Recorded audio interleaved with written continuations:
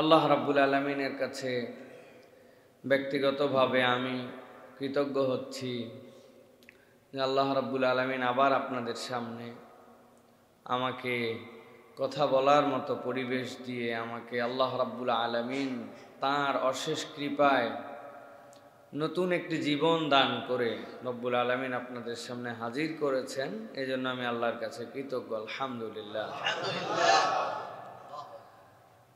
সত্যিকার কথা বলতে আজকে আমাকে ডাক্তারদের যে পরামর্শ, সেই পরামর্শ অনুযায়ী আপাতত কথাবার্তা বন্ধ এবং আপাতত একটু রেস্টে থাকার জন্য বলা হয়েছে।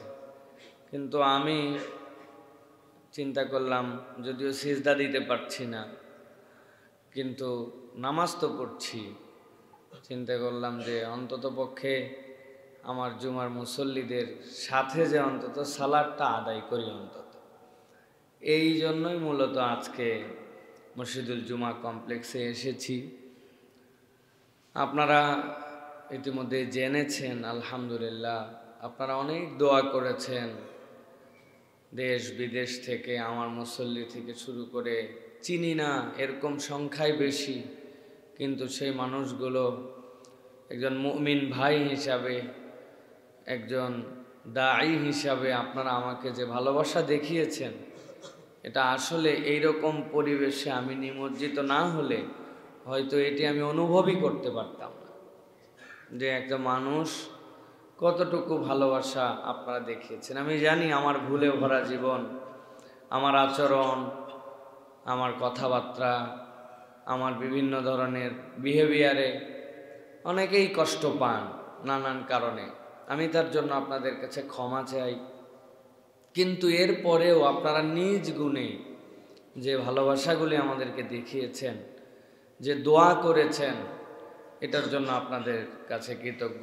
দেশ বিদেশের সকল ভাই বোনের কাছে আমি কৃতজ্ঞ। আমি কিভাবে এই ঋণ শোধ করব?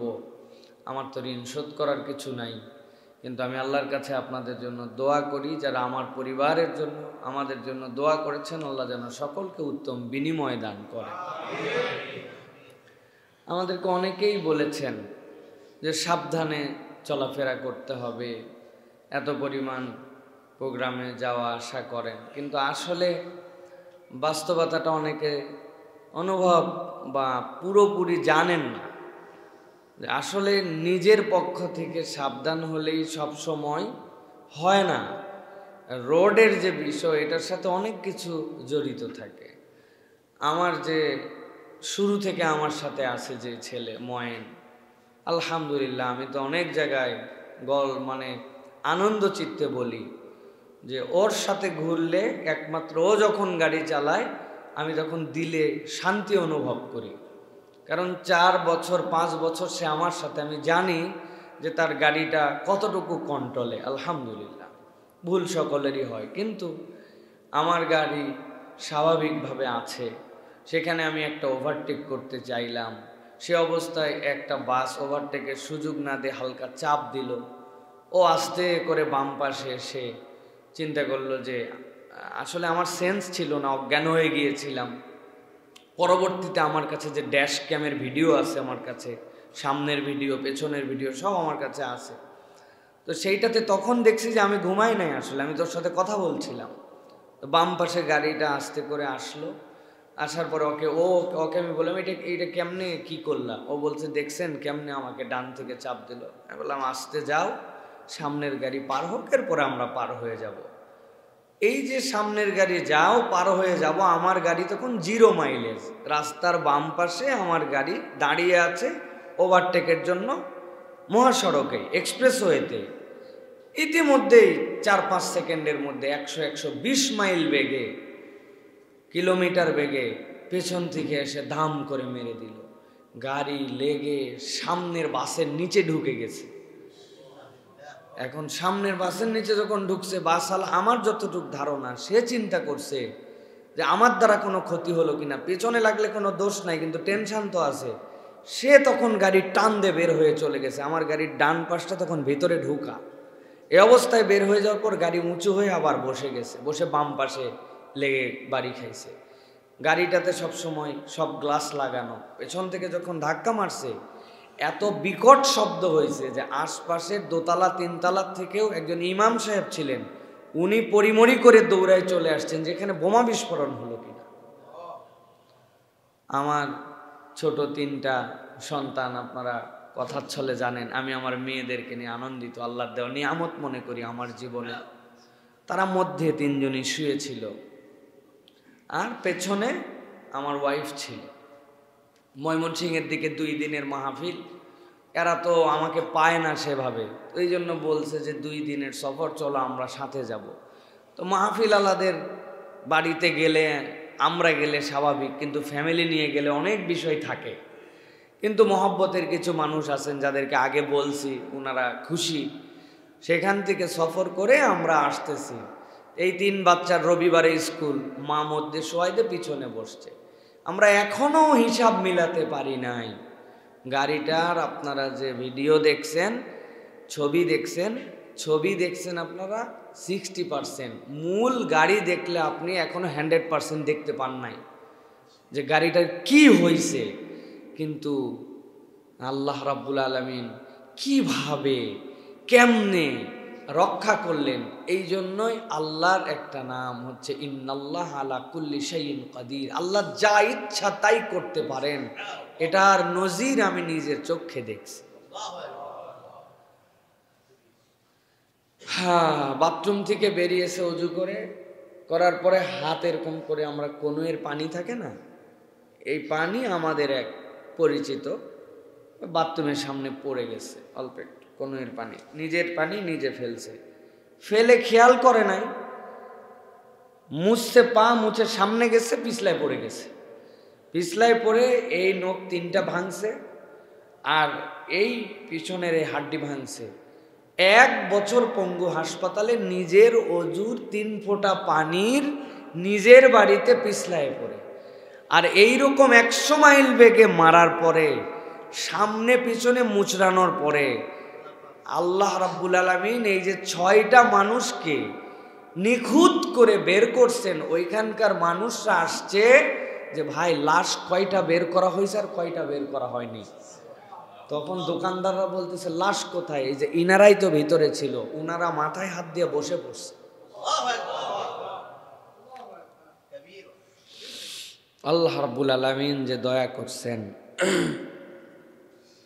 এটা আসলে আমি সবসময় শুধু একটাই কথা ভাবতেছি, কি করলে আমার আল্লাহকে আমি খুশি করতে পারবো। লোকজন অনেকে আমার সাথে দেখা করতে আসছেন, অনেকে ভালোবাসা দিছেন। আমি বলছি যে আপনারা আমার অসুস্থতায় দেখতে আসেন নাই, আসলে এটা একটা জীবন পুনর্মিলনী। আল্লাহ রাব্বুল আলামিন আমাদেরকে হায়াত দিয়েছেন, আমি যেন বাকি জীবনটুকু নিরেট আল্লাহর জন্য ভয় ডরহীনভাবে সত্যের পক্ষে থেকে আল্লাহর দ্বীনের জন্য যেন আমি কাজ করতে পারি। আর আল্লাহ রাব্বুল আলামিন যেন আমাকে শাহাদাতের মৃত্যু নসিব করেন, এইটুকুই আপনাদের কাছে আরজি দোয়া। সাথে সাথে বলবো যে বাংলাদেশে বিশেষ করে মুরগি বাহিত যে ট্রাক,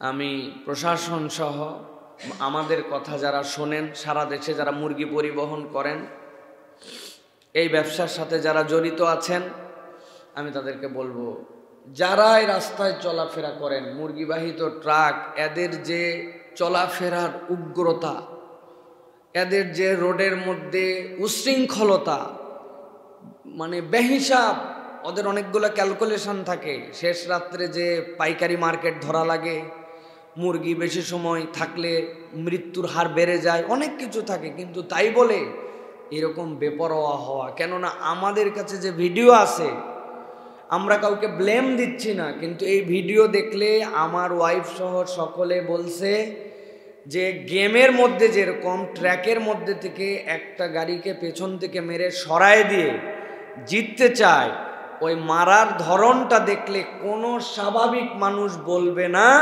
যে এইটা একটা অ্যাক্সিডেন্ট। হয় সে মাতাল ছিল, অথবা সে এমনভাবে মারছে যেন আমরা মরে যাই। আমরা জানি না, ইন্না বা'দা যন্নি ইসম, আমরা এগুলো জানি না আসলে ঘটনা কি। আপনারা আরও জানলে অবাক হবেন। সেই ট্রাক ধরছি আমরা, সেই ট্রাক আমাদের নিয়ন্ত্রণে আছে, সেই ড্রাইভারকে আমরা ধরছি। সেই ড্রাইভার, পৃথিবীর ইতিহাসে কোনো ড্রাইভার অ্যাক্সিডেন্টের পর আসে না, ও আশপাশেই থাকে, জনগণের মধ্যে মিশে। কিন্তু সে দেখছে যে এতগুলা মানুষ, তার ধারণা সবাই মরে গেছে, এখন তো মৃত মানুষ নিয়ে মানুষজন ব্যস্ত থাকবে। ইতিমধ্যে সে আসছে, তার হেল্পার যখন তার সাথে একটু কথা বলছে, তখন জনগণ বুঝে ফেলছে যে এটা ড্রাইভার, ধরে ফেলছে তাকে। তো আমরা বলবো এই যে রোডের উচ্ছৃঙ্খলতা, বিশৃঙ্খলা, এইগুলা বিষয় থেকে আমাদের সকলকেই সতর্ক হওয়া উচিত। আমার অ্যাক্সিডেন্টের ইমিডিয়েট পরে ওই ইয়েতেই, চন্দ্রার কিছু আগে এই জায়গাতেই আরেকটা গাড়ির অ্যাক্সিডেন্ট হয়েছে। একটা ট্রাক আরেকটা ট্রাককে মেরে দিছে পেছন থেকে। ওই ট্রাক সামনেও বাড়ি খায় নাই, আপনারা দেখবেন নিউজে আসছে। ড্রাইভার হেল্পার জায়গাতেই মারা গেছে দুইজন। ট্রাকের পেছনে মারছে, আর আমার গাড়িতে পেছন থেকে মেরে সামনে যায়, আবার পেছনে এসে সামনে বামে ধাক্কা খেয়ে রব্বুল আলামিন কিভাবে রক্ষা করলেন, এটা আল্লাহ রব্বুল আলামিনের দয়া ছাড়া আর কিচ্ছু না। আর আমি আবারও আপনাদের প্রতি কৃতজ্ঞতা জানাচ্ছি। কত মানুষ, কতভাবে, আমি কি এমন ক্ষুদ্র মানুষ, এমন এমন রাজনৈতিক ব্যক্তিত্ব, ওলামায়ে কেরাম, পীর সাহেবগণ, আলহামদুলিল্লাহ, আমি মানে আপনাদের কাছে নাম বললে আপনারা শিহরিত হয়ে যাবেন। এই মানুষেরা আমাদের খোঁজ খবর নিয়েছেন, দোয়া করেছেন, উপর থেকে নিচ পর্যন্ত। একজন ফকির আমার সাথে গতকালকে দেখা করতে আসছে, প্রতিবন্ধী ভিক্ষুক, বলে হুজুর আমার একটা ভাঙ্গাচুরা ফোন আছে, ওই ফোনে রাত দিন আপনার ওয়াজ শুনি। আমি যখন শুনছি যে আপনি অসুস্থ, সে 2টা কমলা নিয়ে আমার বাড়ির নিচে আমার সাথে দেখা করতে আসছে। আসলে আমার অনেক ভুল, অনেক গুনাখাতা, অনেক আপনাদের সাথে আচরণে আমার কমতি আছে আমি জানি। বিশেষ করে আমরা মাহফিলের লোক, বিভিন্ন জায়গায় যাই, কমিটিদের সাথে বিভিন্ন ধরনের কথাবার্তা হয়, আমাদের কমিটমেন্ট আমরা ফুল করি, তারা অনেক সময় উল্টাপাল্টা করেন আমাদের সাথে, তাদের বোঝাপড়ায় অনেক সময় ভুল হয়, অনেক কথা হয়, আমি জানি অনেকে আমাদের দ্বারা কষ্ট পান। কিন্তু আমি আপনাদের কাছে আজকে অনলাইনে অফলাইনে সকলের কাছে আমি ক্ষমা চাইলাম। আপনাদের কোনো কারণে কোনোভাবে যদি আমি আপনাদেরকে কষ্ট দিয়ে থাকি, আমার ছোট ভাই হোক, আমার বড় ভাই হোক, আমার পরিচিত অপরিচিত, আল্লাহর হস্তে আমাকে আপনারা ক্ষমা করে দিবেন। আর আমি আগামী থেকে আমার আচরণ আরও শুধরায় নিয়ে চলার জন্য চেষ্টা করব, এই প্রতিশ্রুতি আপনাদের কাছে দিলাম। আল্লাহ রাব্বুল আলামিন যেন এই বাকি হায়াতটুকুকে, এই বোনাস জীবনটুকুকে আল্লাহ রাব্বুল আলামিনের জন্য কাজ করার মতো তৌফিক দান করেন। প্রিয় ভাইয়েরা, আজকে এই সংক্ষিপ্ত সময়ে মনে করেছি যে ছোট্ট একটি বিষয়ে একটু কথা বলবো আপনাদের কাছে। বেশি কথা বলার মতো পরিবেশ নাই, যে এইটুকু কথা বলাতে মাথা ধরে গেছে। তারপরে আজকে কথা বলতে চাই একটা বিষয়, খুবই গুরুত্বপূর্ণ একটা বিষয়। আমি কালকে রাত্রে বসে বসে ঘণ্টাখানিক আপনাদের জন্য এই পড়ালেখাটা করছি। এর মধ্যেও আজকে যে বিষয়ে একটু কথা বলবো সেটি হচ্ছে হাসরে মানুষের যে হিসাব হবে হাসরের ময়দানে, দুনিয়ার জীবনের শেষে আল্লাহর সামনে আমাদের সকলকে হাজির হতে হবে, এ বিশ্বাস করি তো ভাই না? হাসরের ময়দানে যে আমাদেরকে আল্লাহ রাব্বুল আলামিনের সামনে হাজির হতে হবে, আল্লাহ রাব্বুল আলামিন মূলত আল্লাহর সামনে উত্থিত এই মানুষগুলা বিচার করবেন রব্বুল আলামিন। 4টা ভাবে আমাদের বিচার হবে। কয়ভাবে? আজকে আমরা একটু জানার চেষ্টা করব এর কোন দলে থাকা আমাদের উচিত এবং আমাদের হালটা কি। একদম জাস্ট আপনাদের কাছে ছক বলে দিব, বর্ণনা আরেকদিন করব ইনশাআল্লাহ। 4 ভাবে মানুষ আল্লাহ রাব্বুল আলামিনের কাছে বিচার ফায়সালা পাবে। 1 নম্বর, একদল মানুষ বিনা হিসাবে আল্লাহ রাব্বুল আলামিনের কাছে ওই দিন জান্নাতি হিসাবে ঘোষণা প্রাপ্ত হয়ে জান্নাতে চলে যাবে। আরেক দল লোক বিনা হিসাবে জাহান্নামের ঘোষণা পেয়ে জাহান্নামে চলে যাবে, তাদের কোনো হিসাব হবে না। 3 নম্বরে একদল লোকের হিসাব হবে এবং হিসাব ক্লিয়ার করার পরে ওই লোকগুলোকে আল্লাহ জান্নাত দিবে। আরেক দল লোক হিসাব হবে, কিন্তু হিসাব হওয়ার পরে ফেঁসে যাবে, ফাঁসার পরে তাদেরকে জাহান্নামে দেওয়া হবে। তাহলে জাহান্নামে এবং জান্নাতে যাওয়ার এবং বিচার প্রক্রিয়ায় মানুষ কয় ভাগে বিভক্ত হবে? 4 ভাগে। এখন আমরা কোন ভাগের মধ্যে আছি? আমাদের দুনিয়ায় চলাফেরা কোন ভাগের দিকে যাচ্ছে? এটার একটু আমাদের হিসাব মেলানো দরকার প্রিয় ভাইরা। প্রথম প্রকার কারা? প্রথম প্রকার হচ্ছে যারা বিনা হিসাবে আল্লাহ রাব্বুল আলামিনের কাছে জান্নাতে চলে যাবে হাশরের ময়দানে উত্থিত হওয়ার পরে। এই শ্রেণীটা কারা? যারা বিনা হিসাবে আল্লাহ রাব্বুল আলামিনের কাছে মাপ পেয়ে যাবে। আল্লাহ রাব্বুল আলামিন কোরআনুল কারীমের মধ্যে এবং নবী করিম সাল্লাল্লাহু আলাইহি ওয়াসাল্লাম হাদিসের মধ্যে তাদের পরিচয় দিয়েছেন।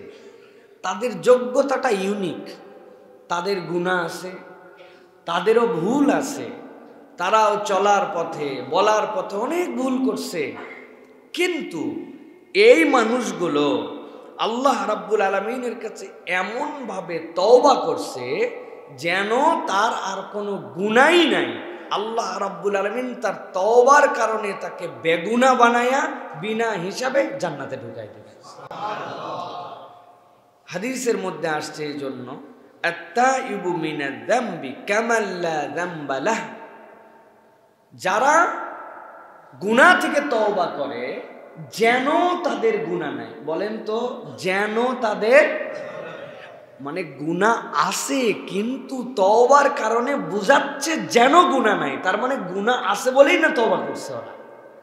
আল্লাহ রাব্বুল আলামিন সূরা ফুরকান 70 এবং 71 নম্বর আয়াতের মধ্যে বলেছেন, শর্ত মতো যদি কেউ তওবা করে, তওবাটা যদি শর্তের মধ্যে পড়ে যায়, আল্লাহ যেভাবে বলছেন ওই শর্ত অনুযায়ী তওবা করে কবরে গেছে, আল্লাহ রাব্বুল আমিন তাকে বিনা হিসাবে জান্নাতে দিবেন।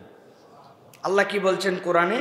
ইল্লা মান তাবা ওয়া আমানা ওয়া আমিলা আমালান সালিহান ফাউলাইকা ইউবাদদিলুল্লাহু সাইয়্যাতিহিম হাসানাত। আল্লাহ বলছেন যারা ঈমান আনলো, আমলে সালেহ করলো এবং তওবার হালতে থাকলো, আল্লাহ বলছেন আল্লাহ তাদের যাবতীয় গুনাহগুলোকে হাসানাত দিয়ে, সওয়াব দিয়ে পরিবর্তন করাই দিবেন। আল্লাহ তো আদেল, বান্দার গুনাহ আছে আবার জান্নাতে দিবেন হলো না? আল্লাহ বলছেন ক্ষমতা আমার কাছে, আমি তার তওবার কারণে এত খুশি যে তার যাবতীয় গুনাহ সবগুলোকে আমি সওয়াবে কনভার্ট করে দিছি, সওয়াবে কনভার্ট করে আমার বান্দাকে আমি মাফ করে দেব। আল্লাহ বলছেন ওয়া কানা আল্লাহু গফুরুর রহিমা। এরপর আল্লাহ বলছেন ওয়া মান তাবা ওয়া আমিলা সালিহান ফাইন্নাহু ইয়াতুবু ইলাল্লাহি মাতাবা। আর যে ঈমান আনার পর আল্লাহর কাছে তওবা করে, আল্লাহ বলছেন আল্লাহর কাছে উত্তম পরিণতি পাবে। মাতাব, রব্বুল আলামিন বলছেন সে ওই হালত ধরে রাখতে পারলে রব্বুল আলামিন তার অতীতের গুনাহ মাফ করবেন। সুবহানাল্লাহ ওয়া বিহামদিহি। আল্লাহ রাব্বুল আলামিনের এই আয়াতে কারিমার আলোকে মুফাসসিরিনে কেরাম ব্যাখ্যা করছেন, আল্লাহ যে বললেন যে ইল্লা মান তাবা ওয়া আমানা ওয়া আমিলা সালিহান, এর মৌলিক ভিত্তি কি হবে? মুফাসসিররা বলছেন 3টা ভিত্তি হবে। ওয়াল্লাযীনা ইউহাদুনাল্লাহ ওয়া লা ইয়াদউনা ওয়া লা ইয়াবুদুনা ইলাহান গায়রাহ। 1 নম্বর, আল্লাহর ওয়াহদানিয়াতের ভিতরে সে কারোর সাথে কখনো শিরিক করে নাই, অনেক ভুল করছে কিন্তু তার আমল নামায় শিরিক নাই।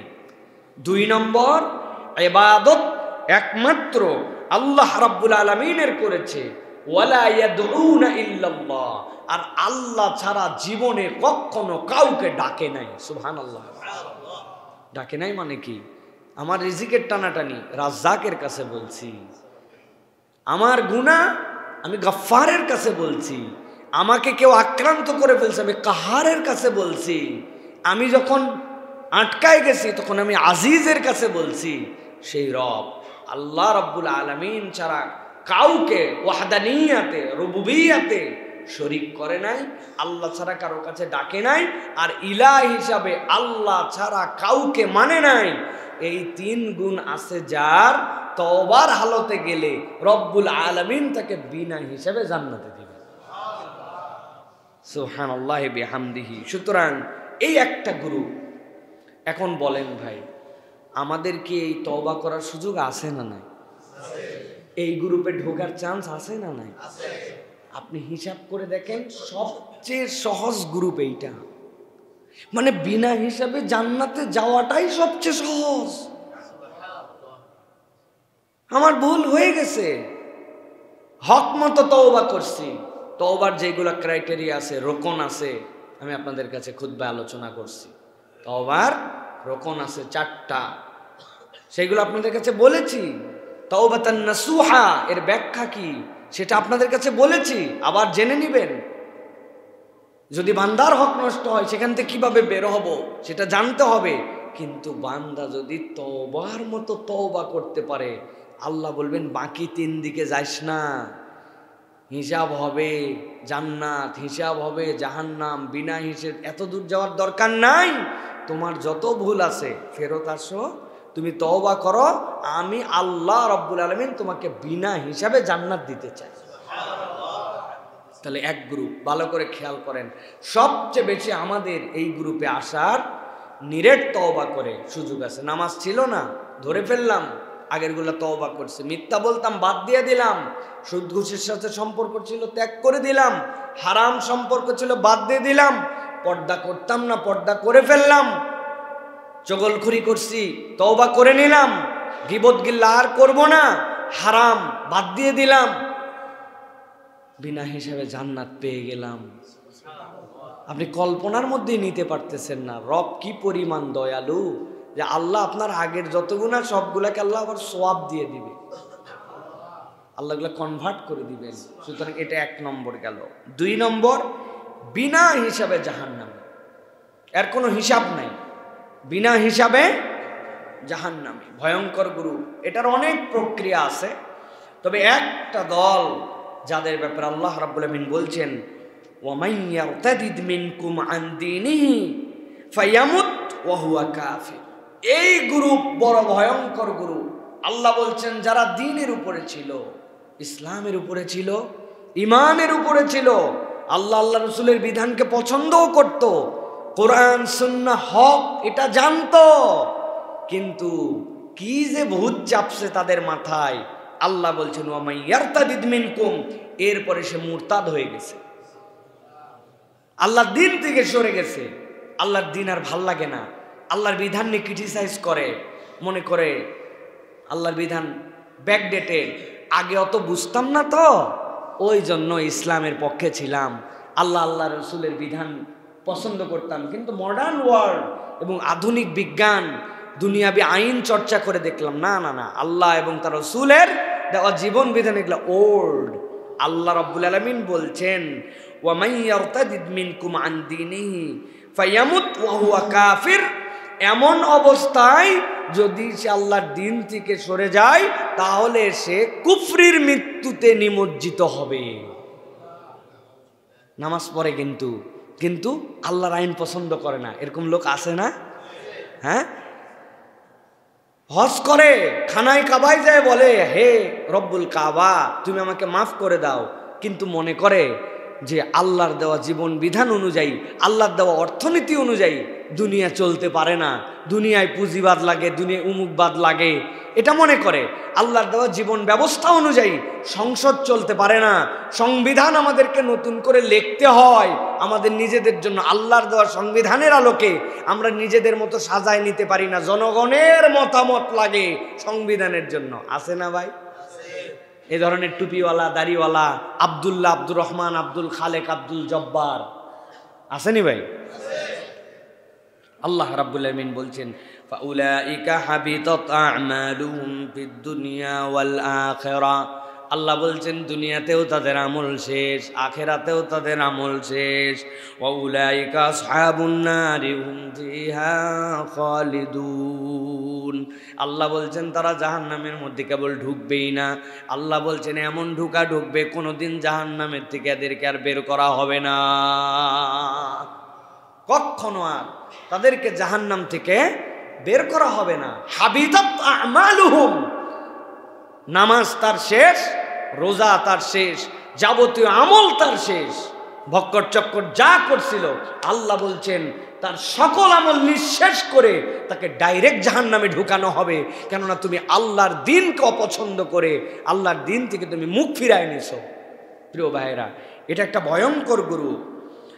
আল্লাহ রাব্বুল আমিন কোরআনুল কারীমের মধ্যে সূরা বাকারা 217 নম্বর আয়াতের মধ্যে এই বার্তাটা দিয়েছেন। সূরা মায়েদার 53 নম্বর আয়াতের মধ্যে আল্লাহ আরো খোলাসা করে বলছেন যে রব কি তোমার মনে হয় যে তোমার রব তোমাকে জাহান্নামে দেওয়ার জন্য সৃষ্টি করেছেন না, কিন্তু তুমি জাহান্নামে যাওয়ার জন্য উদ্গ্রীব। আল্লাহ বলছেন ওয়ায়াকুলুল্লাযীনা আমানু আহাউলাইল্লাযীনা আকসামু বিল্লাহি জাহদা আইমানিহিম ইন্নাহুম, আল্লাহ বলছেন ওই মানুষগুলা, এই মানুষগুলার ব্যাপারে রব্বুল আমিনের সিদ্ধান্ত কি? আল্লাহ রব্বুল আমিনের সামনে উত্থিত হবে। আল্লাহর সামনে উত্থিত হওয়ার পরে এই মানুষগুলা তাদের অনেক আমল দেখা যাবে অনেক নামাজ, অনেক রোজা, কিন্তু এমনভাবে তারা মুরতাদ হয়ে গেছে, আল্লাহর বিধান নিয়ে তারা তাচ্ছিল্য করেছে, আল্লাহর বিধান থেকে তারা সরে আসছে, আল্লাহর হুকুমের ক্ষেত্রে তারা অবজ্ঞা করেছে।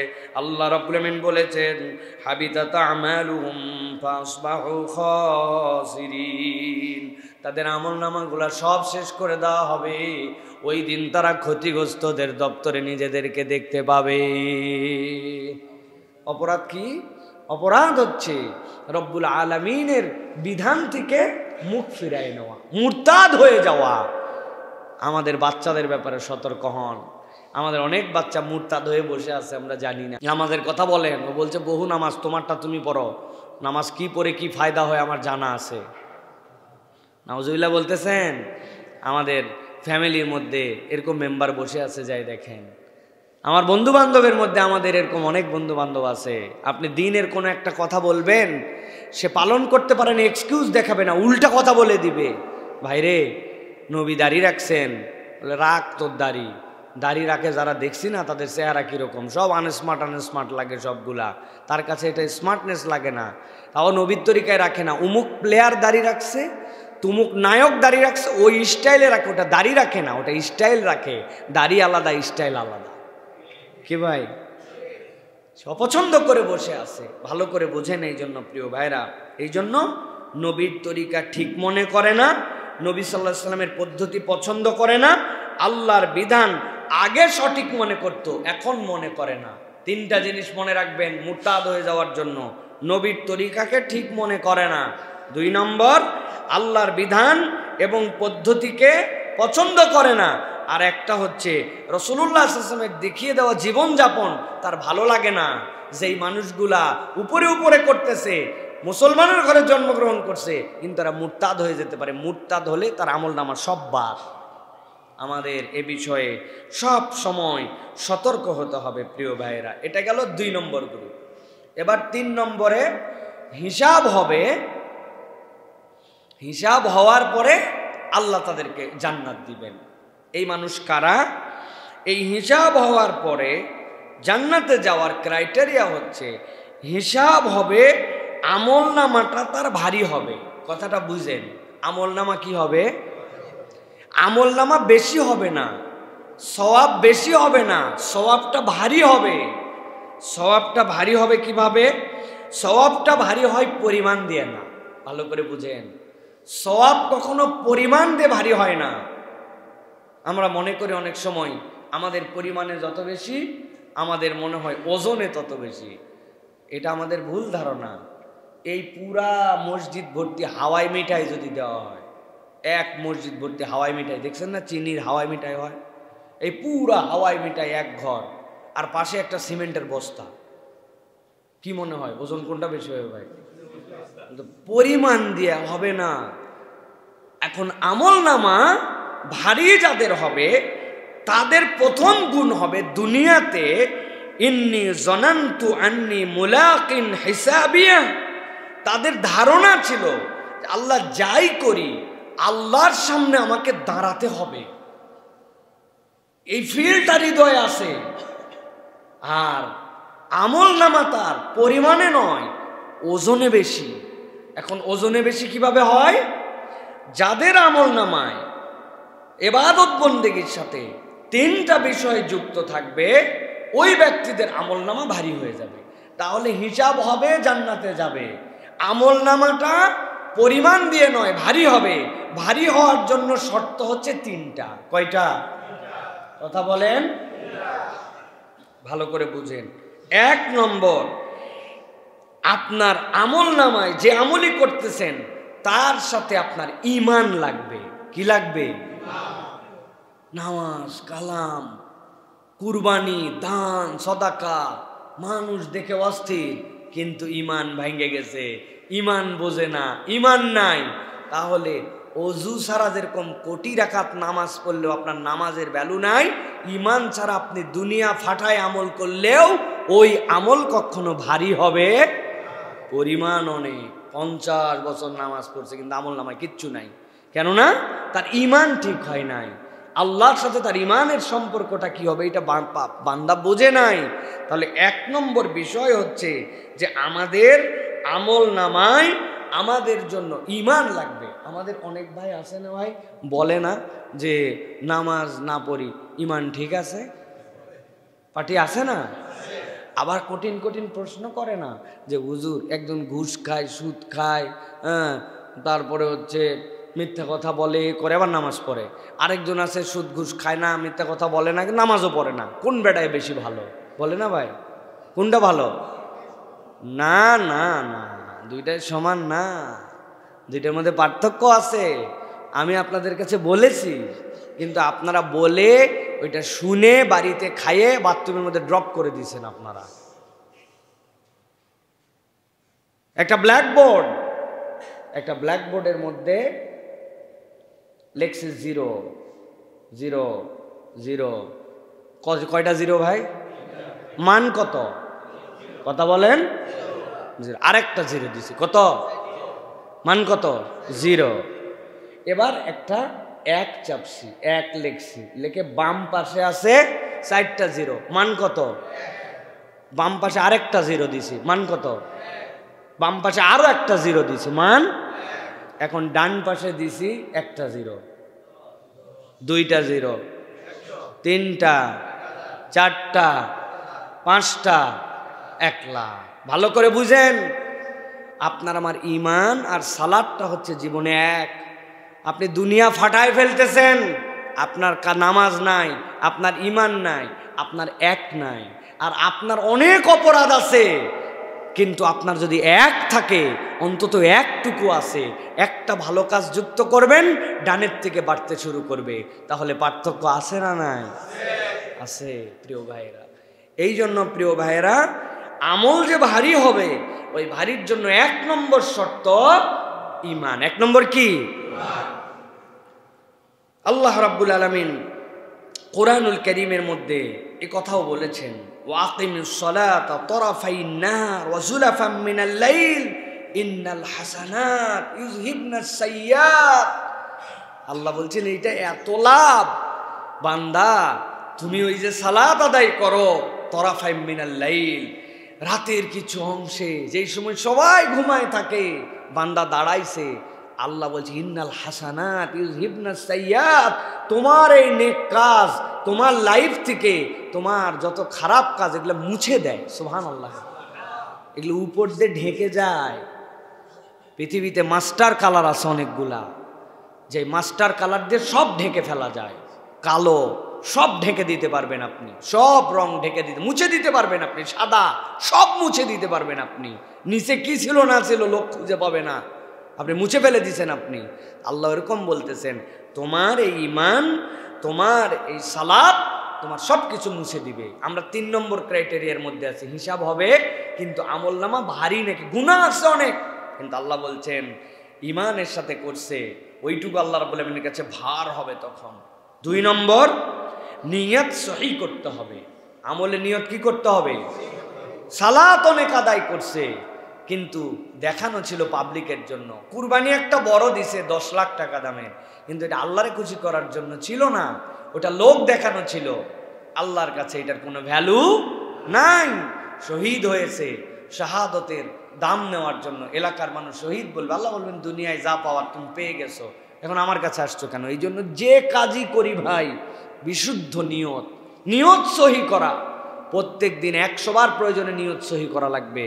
আপনাকে নিয়ত সহি করতে হবে এটার জন্য। প্রিয় ভাইয়েরা, এটা হচ্ছে আপনার জন্য অত্যন্ত গুরুত্বপূর্ণ, আমাদের জন্য অত্যন্ত গুরুত্বপূর্ণ। প্রিয় ভাইয়েরা, এই জন্য আল্লাহ রাব্বুল আলামিন এই যে আমাদের জন্য নিয়ামতটা দিচ্ছেন, এই নিয়ামতটা আল্লাহ রাব্বুল আলামিন বলছেন কোরআনুল কারীমের মধ্যে, যালিকা যিকরা লিয-যাকিরিন, এর মধ্যে আমার জাকের বান্দাদের জন্য পাথেয় আছে। আল্লাহ বলছেন এটা হচ্ছে কি?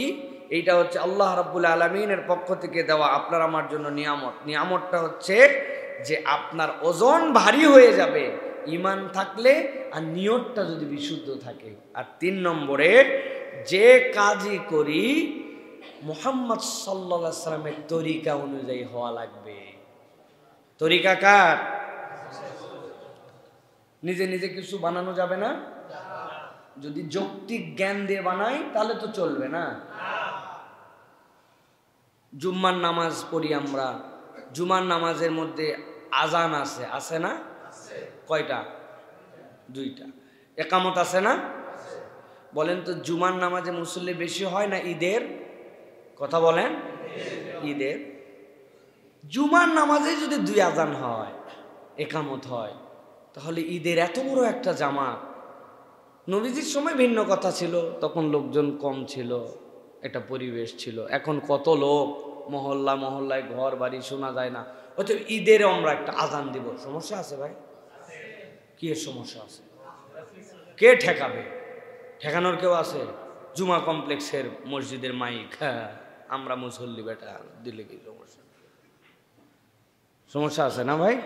তাহলে আমরা এটা বুঝি। আচ্ছা, না হয় জুমা বাদ দিলাম, ধরেন আমরা নামাজের মধ্যে এই যে জোহর নামাজ, আসরের নামাজ, এগুলা নামাজ পড়ি, নামাজের মধ্যে সূরা ফাতিহা আছে, নামাজের মধ্যে কেরাত আছে, আছে না ভাই? রুকু আছে না? সিজদা আছে না? আহা, আপনাদের কাছে আমি ওসিয়ত করে গেলাম, আমি যদি মরে যাই আর আপনারা যদি খবর পান যে আব্দুল্লাহ সাইফুল্লাহ মারা গেছে, তাহলে আমার জানাজার নামাজে অন্তত রুকু সিজদা দিয়েন। দিবেন না ভাই? কেন, কি সমস্যা? ওই সময় না হয় নবীজি এমন জায়গায় নামাজ পড়ছে, নিচে পরিবেশ খারাপ ছিল, সিজদা দেওয়া যেত না। এখন আমরা মসজিদের ভিতরেই মাঠ নাই জন্য মসজিদেই আমরা জানাজার নামাজ পড়তেছি, অতএব আমরা একটু রুকু সিজদা দিব, কি সমস্যা? সমস্যা আছে? আহা, আমরা এইটা বুঝি যে আমরা জানাজায় আমরা রুকু সিজদা দিব না, ঈদে আমরা আজান দিব না, একামত দিব না। এইটা নবীর তরিকার মধ্যে, এইটা আমি বুঝলাম। কিন্তু অনেক জায়গা আছে যেই জায়গায় নবীর তরিকা আমি আর বুঝি না, ওই জায়গায় আমি পণ্ডিতি খাটাই।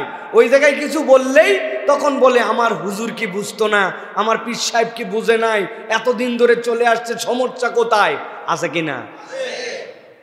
ভালো করে বুঝেন, কিয়ামতের দিনে 3 নম্বর শ্রেণী আমলে বাম্পার, কিন্তু নবীর তরিকায় হয় নাই।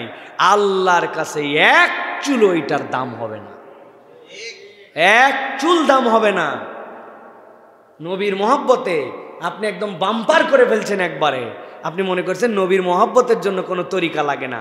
নবীর মহব্বতের জন্য নবীর দেখানো তরিকা লাগে, ওখানে আপনার আমার বানানো মহব্বত দেখানোর কোনো সুযোগ নাই। এটা বোঝেন। সুতরাং প্রিয় ভাইয়েরা, এই সওয়াব তাহলে পরিমাণ দিয়ে ওজন হবে না, এটা ওজন হবে এই 3টা: ঈমান, নিয়াত বিশুদ্ধ, নবীর তরিকা।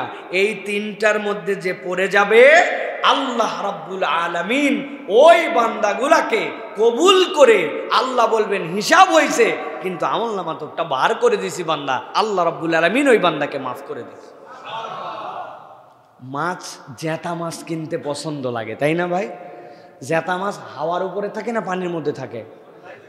এখন আপনি বলতেছেন ভাই পানি কিন্তু বেশি দিস না, ও তুলে টুলে মাছ দাড়ি পাল্লা কমায়া মাছ আপনাকে মেপে দিচ্ছে, বলেন তো তারপরেও পানি থাকে না? থাকে না?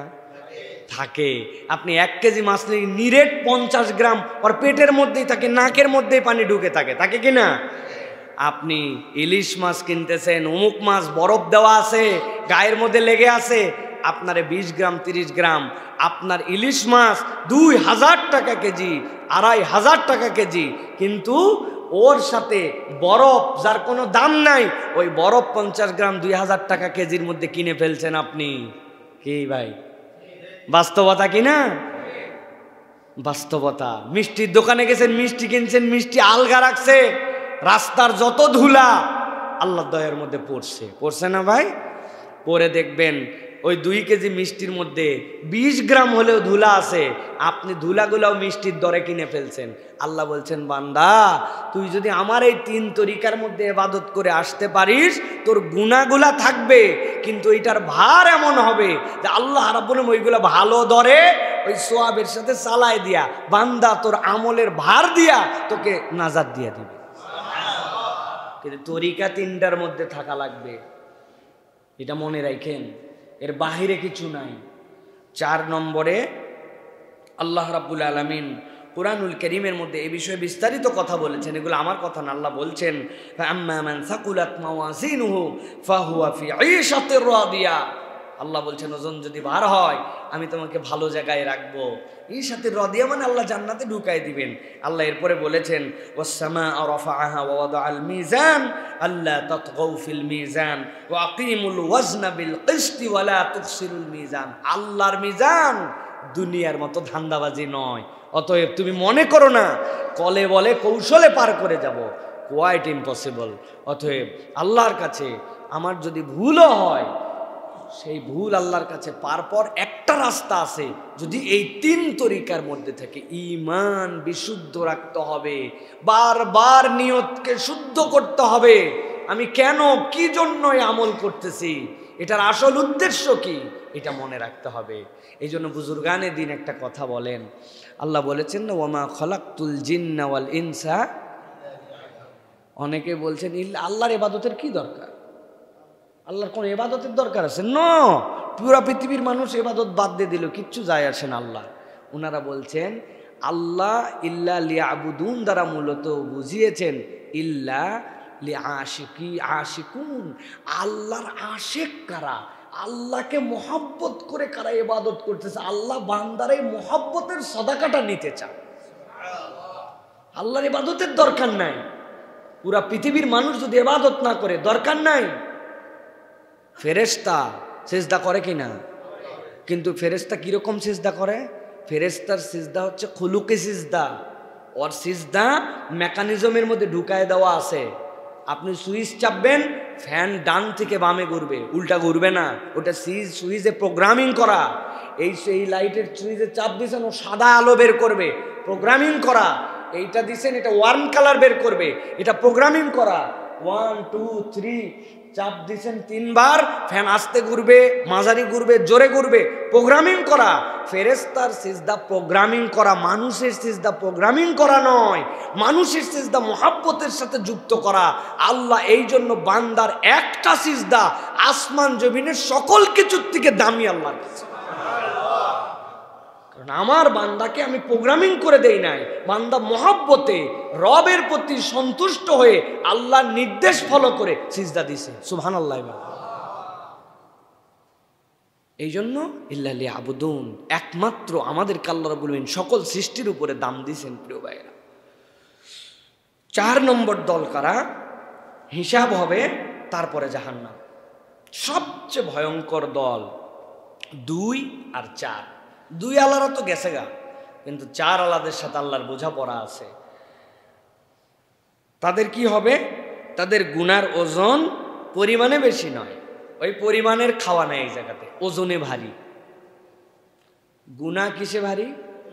কথা বলেন। ওজনে ভারী, বোঝার বিষয় আছে। ওজনে ভারী। অপরাধ কি? অনেক গুনাহ করছে, অনেক গুনাহ, পরিমাণ অনেক, কিন্তু আল্লাহ রাব্বুল আলামিন ওই যে আগে বলছেন ওইগুলো আল্লাহ মাফ করে দিতে পারেন। কিন্তু এদের ওজন ভারী হয়ে গেছে একটা অপরাধের কারণে। একটা অপরাধে এই মানুষগুলার ওজন ভারী হয়ে গেছে। অপরাধটা হচ্ছে অবহেলা, অবজ্ঞা। কি বলেন? ভালো করে বুঝেন। একজন অসুস্থ, সালাত আদায় করতে পারে নাই। একজন বেকায়দায় পড়ে গেছে, সালাত আদায় করতে পারে নাই। একজন ভুলে গেছে, সালাত আদায় করতে পারে নাই। বুঝানোর জন্য বলছি। আরেকজন অফুরন্ত ফুরসাত, আজান হইছে, শুনছে, কাজ নাই, যাইতে পারে নামাজের জন্য, নামাজের বুঝও আছে, কিন্তু মসজিদের পাশে চায়ের দোকানে বসে আছে। রাখ নামাজ, যাদের পড়ার তারা পড়ুক। এই পার্টি আছে কিনা? আছে। মানে কি? কোটি কোটি কোটি কোটি কোটি কোটি এই পার্টি। অবজ্ঞা, অবহেলা, এই পার্টি যারা, তাদের আমল নামা এমন গুনাহে ভার হবে, কল্পনাই করতে পারবে না তারা। এই জন্য অবজ্ঞা এবং অবহেলা, খেলাধুলার ওসিলায় নামাজ বাদ দিয়ে দিছে, ঘুমের ওসিলায় নামাজ বাদ দিয়ে দিছে, দুনিয়ার একটু বিনোদনের ওসিলায় পর্দা বাদ দিয়ে দিছে, দুনিয়ার একটু ব্যবসার ওসিলায় সুদের কারবারে লেগে গেছে, দুনিয়ার একটু সামান্য টার্গেটে মিথ্যার মধ্যে। হ্যাঁ, মিথ্যা বলা যাবে না, জানি দারু ভাই, আমিও জানি ভাই, কিন্তু আসলে পরিবেশ তো তুমি জানো না, পরিবেশের কারণে বলতে হয়। অবজ্ঞা কি? খুব সাবধান ভাই, ভারী হয়ে যাবে। একটা ওয়াক্তের সালাত তার জাহান্নামে যাওয়ার জন্য যথেষ্ট হবে, যদি অবজ্ঞার সাথে সেটা ত্যাগ হয়, অবহেলার সাথে যদি সেটা ত্যাগ হয়, জাহান্নামে যাওয়ার জন্য এমন ভার হবে এইটা, এই ভারী পরিমাণ দিয়া মাপ করা যাবে না। আল্লাহ রাব্বুল আমিন বলেছেন, ওয়া আম্মা মান খাফফাত মাওয়াজিনুহু ফাউম্মুহু হাওিয়া। সূরা জারিয়ার মধ্যে আল্লাহ রাব্বুল আমিন বলে দিয়েছেন, যদি তার ওজন হালকা হয়, আর উপায় নাই, একদম যাওয়া লাগবে জাহান্নামের মধ্যে, এর কোনো উপায় নাই। আল্লাহ রাব্বুল আমিন এই বান্দাদের জন্য যখন এই পরিবেশ করবেন, ওই বান্দাদেরকে তখন আল্লাহ রাব্বুল আলামিন জিজ্ঞাসা করাবেন। তিনটা জিজ্ঞাসা তাদের কাছে, তিন ভাবে প্রমাণ নেওয়া। এই গুনাহ করছিলি না? গুনাহ করছিস না? বলে না আল্লাহ, আপনি যা দেখাচ্ছেন এগুলো কোনো অপরাধই নাই, আমাদের কোনো অপরাধ নাই। আল্লাহ কোরআনে বলতেছেন, আমার কথা নয়। আল্লাহ তখন তিন ভাবে এই বান্দাদের প্রমাণ নিবেন। এটাই সবচেয়ে ডেঞ্জারাস, কারণ সে বাঁচার জন্য আরেকবার ফেঁসে যাবে, দুইবার ফেঁসে যাবে সে। আল্লাহ রাব্বুল আলামিন বলছেন, এক নম্বর জমিনকে দিয়ে সাক্ষ্য নেওয়াবেন। আল্লাহ কোরআনে বলেছেন, ইয়াউমা ইদিন তুহাদ্দিসু আখবারাহা বিআন্না রাব্বাকা ওয়াহালাহা। আল্লাহ বলবেন, তোমরা থেমে যাও, এবার জমিন বলতে শুরু করো। কোন জায়গায় অপরাধ করছিল, কোন জায়গায় মিথ্যা সাক্ষী দিয়েছিল, কোন জায়গায় বসে বিচার করেছিল, বিচার করে করে আলেমদের নামে ভুয়া ভুয়া রায় লিখছিল, তার এজলাস, তার জমিন, তার কোর্ট, তার জমিনের মধ্যে যেই জায়গায় যে ছিল, সবগুলা তখন ওই বান্দার বিপক্ষে সাক্ষ্য দিবে। মিথ্যা কথা বলি নাই, জমিন বলবে রব্বুল আমিন এই জায়গায় বসেছিল, অমুক জায়গায় গিয়েছিল, তার জমিন তার বিপক্ষে সাক্ষ্য দিয়ে দিবে। আল্লাহ বলছেন ওই দিন তখন বান্দার সামনে সাক্ষ্য চলে আসবে। আল্লাহ বলছেন বিআন্না রাব্বাকা আওহালাহা, তার প্রত্যেকটা হালত আল্লাহ রব্বুল আমিনের কাছে জমিন বলে দিবে। তখন সেই বান্দার আর কিছু বলার থাকবে না। সাথে সাথে আল্লাহ বলবেন, দুই নম্বর তার প্রক্রিয়া কি হবে?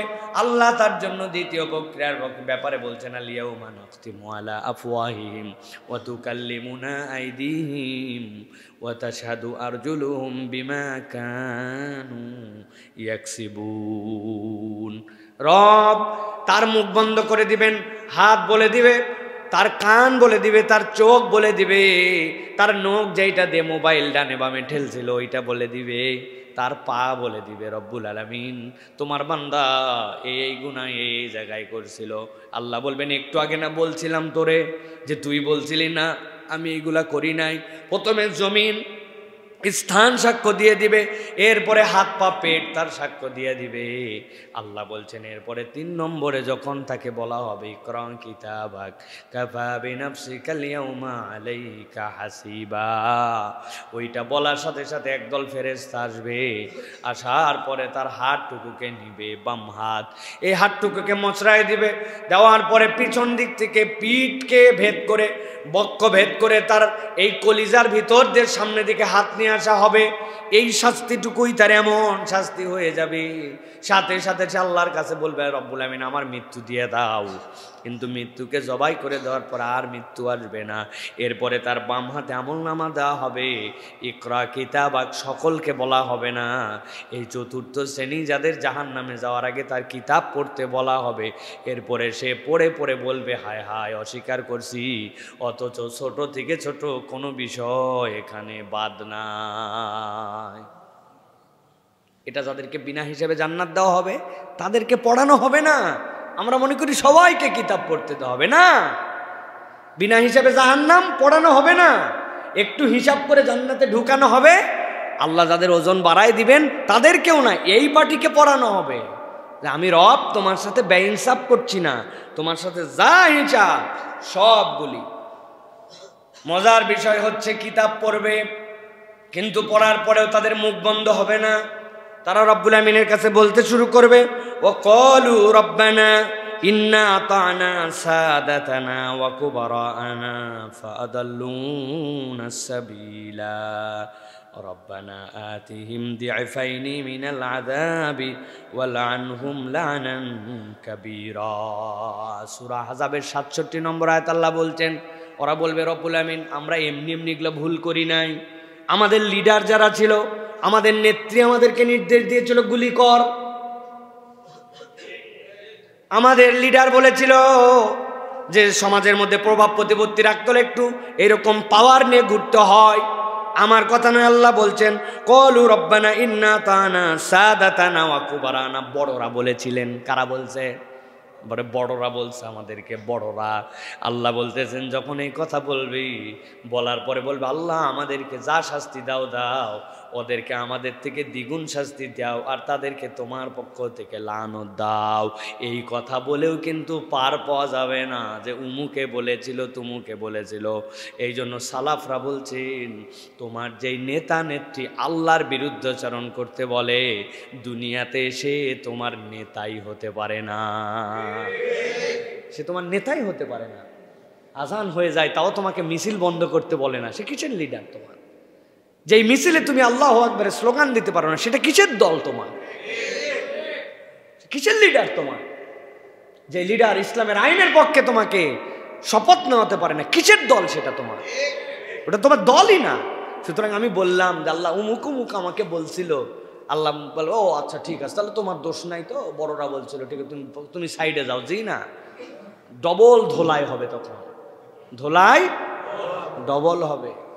এটা শুনছিলি কেন? ওর কথাই তো তোর শোনার কথা না। প্রিয় ভাইয়েরা, এই জন্য আল্লাহ রাব্বুল আলামিন এরপরে তাদেরকে বলবেন ফাকুল্লু সুম্মাল জাহিমা সল্লু সুম্মা ফি সিলসিলাতিন যারুআহা ৭০ যিরান, ৭০ হাত লম্বা জিঞ্জির দিয়া কোমরের মধ্যে বাইদা বলবেন এদেরকে জাহান্নামে নিক্ষেপ করে দাও। ভাই ডাইরেক্ট যেইগুলো জাহান্নামে গেছে তাও চলে গেছে, কিন্তু যারা এত হিসাব কিতাবের পরে যাবে এদের যে কি জিল্লতি, এর কোনো শেষ নাই। অতএব আমরা যদি এখন একটু ক্ষুদ্র সময়ের মধ্যে যে আলোচনা করলাম বিশ্লেষণ করি, যে 4 দল, এক দল সরাসরি জান্নাত, সরাসরি জাহান্নাম, হিসাব করে জান্নাত, হিসাব করে জাহান্নাম। তা আমাদেরকে এই জন্য সব সময় চিন্তা করতে হবে যে ভাই যাই হোক, কখনো যেন আমার ওই মাছের থেকে বরফ যেন বেশি না হয়ে যায়, হ্যাঁ, মিষ্টির থেকে ধুলা যেন বেড়ে না যায়। ধুলা একটু থাকবেই রে ভাই, অপরাধ একটু হয়েই গেছে, কিন্তু সোহাবের পাল্লা যেন আমার ভারী হয়, আমি যেন ইমানে মজবুত থাকে, নিয়ত যেন বিশুদ্ধ হয়, আমি যেন কখনো নবীর ইতাআতের বাহিরে না যাই, আর কখনো যেন অবজ্ঞা করে আল্লাহর কোনো ইবাদত বাদ না দেয়। অবজ্ঞা, হেয় করা, গায়ে মাখে না, এটা সবচেয়ে করুণ পরিণতি হবে তাদের জন্য। আল্লাহ রাব্বুল আলামিন যেন আমাদেরকে বিনা হিসাবে জান্নাতে যাওয়ার তৌফিক দান করেন। আল্লাহ আমাদের আশা বসাকে যেন কবুল করেন। আপনারা যারা আসছেন কষ্ট করে কথা শুনলেন, আবারও আপনাদের প্রতি কৃতজ্ঞতা। আমার পরিবারের জন্য আপনাদের কাছে খাস করে আবার দোয়া চাচ্ছি। আল্লাহ রাব্বুল আলামিন যেন আমাদের সকলকে তার দ্বীনের উপরে চলার তৌফিক দান করেন। বাচ্চাগুলো একটু আহত সামগ্রিকভাবে, তাদেরকে যেন আল্লাহ রাব্বুল আলামিন দ্রুত শেফায়ে কুল্লে আজেলা দান করেন। বিশেষ করে ছোট মানুষ হিসেবে তারা এত ভয় পাইছে, যেই ভয়টা তাদের তারা কিভাবে চলতেছে এটা তাদের মাথার মধ্যে নেই, আসলে একটা ট্রমার মধ্যে চলতেছে, যেটা কিভাবে সম্ভব। ভয় পেয়ে গেছে, তারা ফ্যামিলি ভয় পেয়ে গেছে। আর অনেকেই আলহামদুলিল্লাহ আমাদের জন্য দোয়া করেছেন, আপনাদের কাছে আবারও কৃতজ্ঞতা জানাচ্ছি এবং আবারও আপনাদের কাছে ক্ষমা চাচ্ছি যদি আমার কোনো আচরণ, কথা, লেনদেন, বিভিন্ন কিছুতে আমার ভুল হয়েছে আমি জানি। আপনার আল্লাহর ওয়াস্তে আমাদেরকে ক্ষমা করে দিবেন প্রিয় ভাইরা। আল্লাহ রাব্বুল আমিন যেন আমাকেও আমার চোখ যেটা সমস্যা এটা সহ দ্রুত আরোগ্য দান করে আল্লাহ রাব্বুল আলামিনের যে খেদমত করি সেই খেদমতে যেন আবার জড়িত হওয়ার তৌফিক দান করেন।